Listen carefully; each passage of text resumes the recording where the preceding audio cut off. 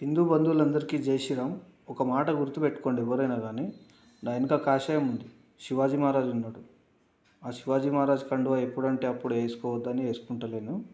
ఇంకో విషయం ఏంటంటే, మన పూజల దగ్గర మన విగ్రహాలు కూలగొట్టడానికో, లేకపోతే మన టెంపుల్స్ దగ్గరకో, మన ఏదైనా పండుగలకో వచ్చి డీజే ఆపండి, లేకపోతే ముందరికి పదండి, వెనక ఇబ్బంది అవుతుంది, లేకపోతే మీరు సౌండ్లు ఆపండి, సౌండ్లు ఎక్కువైపోయినాయి అని ఎవరైనా వస్తే మూతి పండ్లు ఒక్కటి కూడా లేకుండా మొత్తం రాలిపోయండి.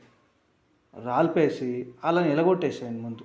ఎందుకంటే ఆ పని మనం చేయకపోతే హిందువుల మీద ఇటువంటి అత్యాచారాలు చాలా అవుతుంటాయి. ఇవి జరగరాదంటే మాత్రం మన పేరుకి ఎవడైతే వస్తుండో వాడు ఎవడైనా కానీ మనకు సంబంధం లేదు.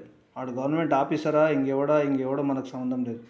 మన పూజల దగ్గరికి మన సౌండ్ల దగ్గరికి వస్తే మాత్రం అందరినీ తరిమి కొట్టండి. తరిమి కొట్టండి.